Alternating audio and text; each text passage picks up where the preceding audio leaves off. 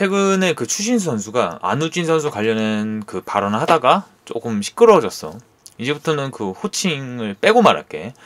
추신수가 최근에 그 미국 한 라디오 이런 데서 안우진이 WC 대표팀 그 최종 명단에 들지 못했잖아. 이걸 갖고 이제 외국으로 나가면 이제 박찬호 다음으로도 좋은 선수가 될 재능을 가진 선수인데 한국에서 자기도 이제 야구를 하고 있지만 이해가 안 되는 게 있다.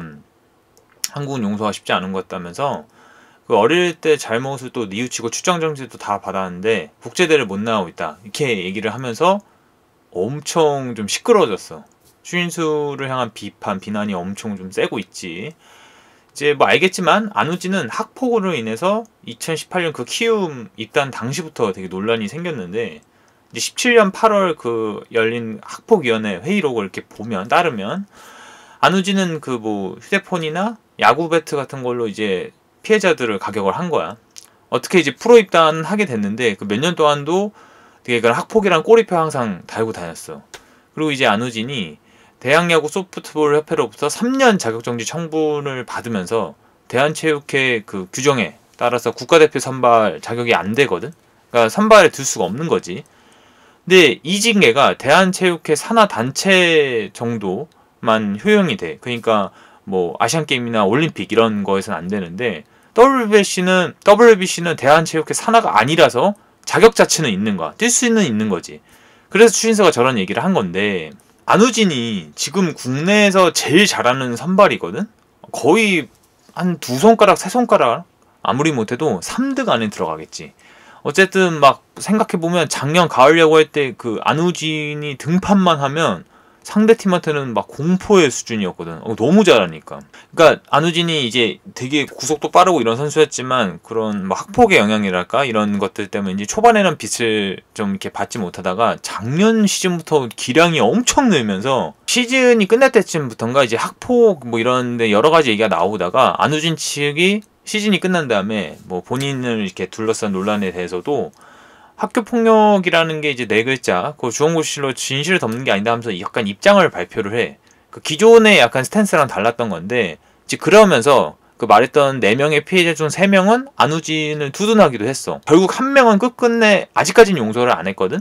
이게 좀 알려진 것인데, 나는 이제 이 안우진 얘기를 하면서 말하고 싶은 사례들이 있는데, 일단은 두산에 올해 입단한 김유성 얘기부터 하면, 김유성은 2021 신인 드래프트에서 NC한테 1차 지명을 받았는데 중학교 다닐 때 그 학교 폭력을 징계를 받은 사실이 알려지면서 철회가 됐거든, 그 지명이. 근데 이번에 2023년에 지명이 되면서 두산에 가게 된 거야. 근데 이제 김유성은 안우진하고 좀 다른 게 학폭 의혹을 고발한 피해자 부모님을 김유성 측이 명예훼손 혐의로 고소했어. 근데 이제 검찰이 불기소 결정을 내리니까 불복해서 항고하고 검찰이 근데 이제 또 기각을 해. 근데 법원에다 검찰의 불기소 결정을 검토해달라는 재정 신청까지 했거든? 근데 이것도 기각당해. 그러면서 이제 김유성 측이 이게 그 드래프트, 이렇게 선수 뽑는 그거 있잖아? 이제 그걸 앞두고서 이제 피해자 측에 이제 연락을 해서 사과를 시도했는데 피해자 측 입장에서는 계속 이런 식으로 이렇게 법정 다툼 이런 걸 하다가 갑자기 사과를 시도하니까 진정성을 좀 믿기 어렵다. 이런 쪽이었던 거지. 그래서 어떻게 보면 이것도 되게 좀 큰 사건이었어. 그리고 약간 이제 또 다른 케이스로는 LG의 김대현하고 두산 이영화 같은 경우도 이제 아마추어 야구를 할 때 학폭을 했다. 얘네가 학폭을 했다. 이런 식으로 폭로를 당했지만 이제 본인들은 아니라 그랬거든. 그러면서 김대현 같은 경우는 학교 폭력 혐의로 불구속 기소를 됐지만 무죄 판결을 받았고 이영화는 지금도 진행 중이야. 그러면서 김대현은 그 LG 트윈스 스프링 캠프에 합류를 할 걸로 알려져 있고 이영화 같은 경우는 아직까지는 뭐가 안 나왔으니까 공식 팀 훈련에는 참여를 못했어.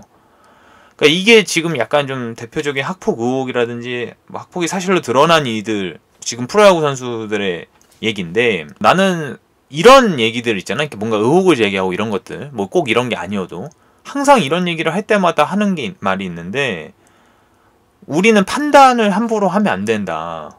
왜냐면 실제 진실은 알 수가 없잖아. 우리가 그 당사자들이 아니니까. 그리고 심지어 판결도 진실과 다르게 나올 수 있는 부분도 있고 하지만 그럼에도 판결이라는 건 이 법적 다툼이라든지 이런 과정이 어쨌든 뭐 나름의 합리적인 과정을 거쳐서 판결이 나오는 거잖아. 그러니까 신뢰성이 있는 거고. 그러면서 어쨌든 억울한 사람들, 누가 됐든지 간에 억울한 사람들이 덜 피해를 보지 않게 하는 제도잖아, 이런 것들이. 그러니까 나는 그런 걸 되게 존중해줘야 된다는 쪽이야. 기본적으로 존중을 해줘야 된다는 쪽이야. 나는 항상 이런 문제들, 비슷한 문제들 다 포함해서 문제를 제기하는 쪽이 입증하는 게 맞다고 보는 거야. 아까도 말했지만 우리는 진실을 모르다고. 그러니까 설사 피해를 실제로 당했어도 본인이 입증을 하지 못하면 그건 방법이 없다는 거야. 그거는 이제 설득력을 얻어야 되잖아. 근데 이제 그런 거 없이 그냥 제가 잘못했어요, 제가 나를 때려서, 이걸로 갖고는 뭐 방법이 없다는 거지. 그러니까 그것도 약간 증언 이런 거를 떠나서도 실질적인 물증이 있어야 되고, 뭐 보면은 아까 학폭 그런 관련해서도 징계위원회 기록이라든지 이런 거는 명확한 거니까.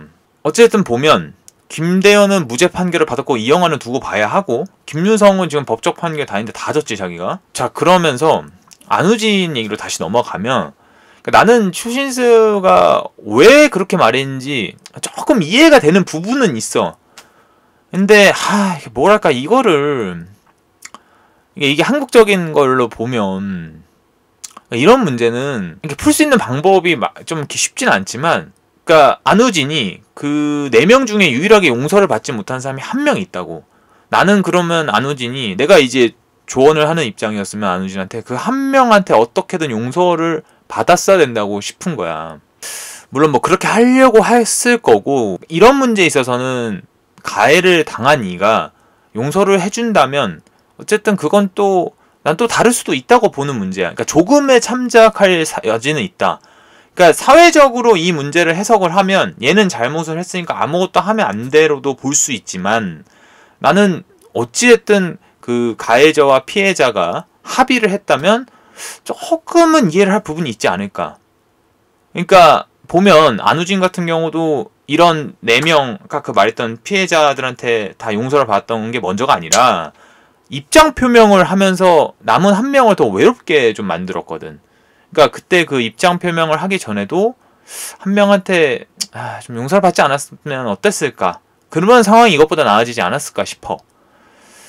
그래서 나는 추신수가 안우진이 피해자들한테 사과를 받는다면 국대를 고려할 수 있다, 뭐 이 정도로만 말했어도, 이 정도의 그런 막 이렇게 그 정도까지의 비판은 안 받았을 것 같아. 그러니까 상황이 되게 좀 어렵게 되고 있으니까 말이지.